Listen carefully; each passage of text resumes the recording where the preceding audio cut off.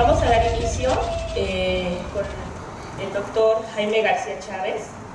Él es médico hematólogo de pacientes adultos en la Unidad Médica de Alta Especialidad del Hospital de Especialidades del Centro Médico Nacional La Raza, donde dirige la clínica de hemofilia.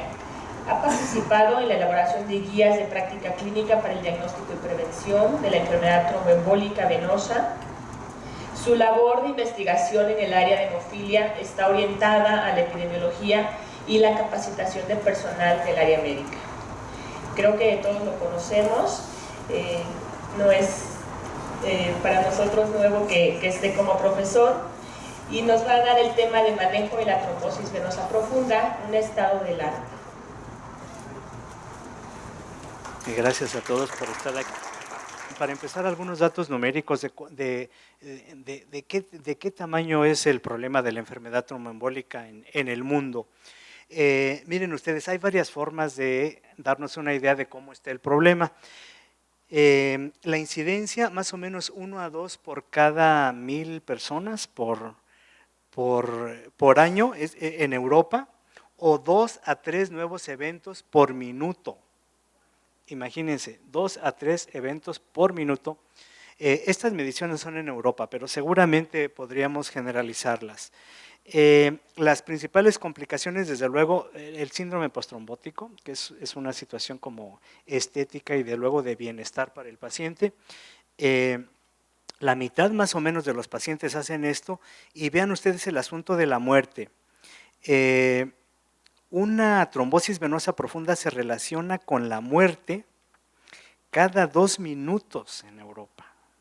O sea, realmente son datos, mediciones que nos pueden dar idea del tamaño del problema. El cómo acercarnos a los pacientes que tienen esta condición, hay varias formas. Desde el punto de vista de las circunstancias de la trombosis, podríamos hablar de las características de la trombosis venosa o las características de los pacientes. Y de cualquiera de las formas podemos nosotros distinguir más o menos 3 grupos de pacientes: los de alto riesgo, los de bajo riesgo y los de grado intermedio, que eso tiene importancia a la hora de tomar la decisión de cuánto tiempo los vamos a anticoagular, la intensidad del tratamiento. En la práctica, yo siento que esa parte no la tenemos muy incorporada. De repente, nos damos cuenta, porque nos llegan los pacientes, que le dicen, pues 3 meses y te la cancelo, 6 meses y te lo quito, o 1 año en el mejor de los casos y adiós. Como si fuera una receta de cocina. Y pues realmente no es una receta de cocina. Voy a descolgar esto porque estoy medio tieso. Entonces, cada paciente es diferente. Y cómo tomar la decisión si los vamos a seguir anticoagulando o no. En México tenemos una peculiaridad. La enfermedad tromboembólica la ven los cirujanos, y a mí me parece que es una enfermedad médica. No debería ser un cirujano, no porque no puedan, porque el criterio es diferente. Yo creo que deberíamos verla los hematólogos, y como otras cosas hemos ido dejándolas en manos de otros especialistas. Esta es una que nos hemos hecho a un lado y la está manejando un cirujano, bien o mal, pero ellos son los que lo están manejando, y a nosotros nos llegan los pacientes que tienen alguna dificultad diagnóstica, por ejemplo, o pacientes complicados, pero el grueso lo atienden los angiólogos. Y luego nos quejamos de que les ponen muchas sombrillas en la práctica, ¿no? Ponen mucho filtro, pero es que el criterio es diferente, es decir, la formación es diferente. Miren ustedes, la prevalencia de los factores de riesgo para la trombosis se está incrementando, de tal manera que más vale que nos enteremos qué es la enfermedad tromboembólica y cómo tratarla, porque cada vez tenemos más factores de riesgo. Aquí en esta, se ve la imagen desafortunadamente muy chiquita, pero sí vemos cómo despegan algunas de las curvas, por ejemplo el cáncer, el envejecimiento, el sedentarismo y el estilo de vida moderno, que es un estilo de vida trombogénico, que hacen que la gente trombose más que antes. Y es porque estamos teniendo estas peculiaridades. Miren, otra de las cosas que se me antoja que discutamos es el asunto de la tasa de trombosis arterial, como en los países de alto ingreso. Este gráfico solo es válido para los de alto ingreso. En los de bajo ingreso o grado intermedio como el nuestro no podríamos aplicarlo así porque todavía no bajan lo suficiente. Hay unos estudios muy bonitos donde se ve cómo el grado de ingreso de dinero, el grado de income de los pacientes de un país, los de alto impacto, los de alto ingreso tienen un descenso en la trombosis arterial, concretamente en las cardiovasculares. En cambio, los de bajo ingreso y los de ingreso intermedio como el nuestro siguen creciendo o por lo menos están estáticos.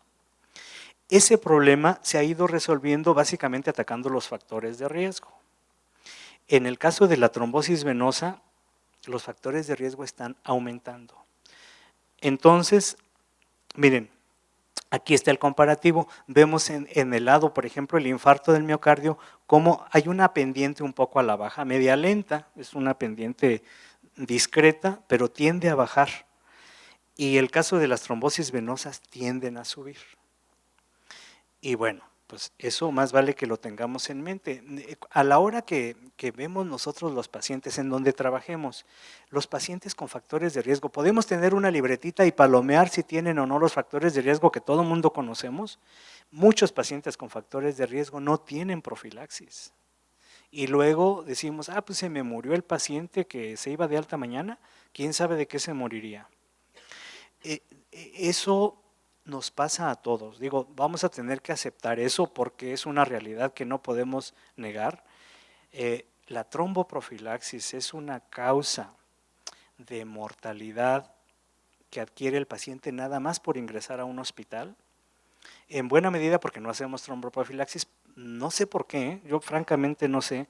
En el paciente con cáncer como en hemato, a lo mejor es porque le tenemos miedo a las hemorragias, a la trombocitopenia, no sé. Pero no se hace, no se hace. Y yo he visitado varios centros y no se hace, porque en la raza no se hace.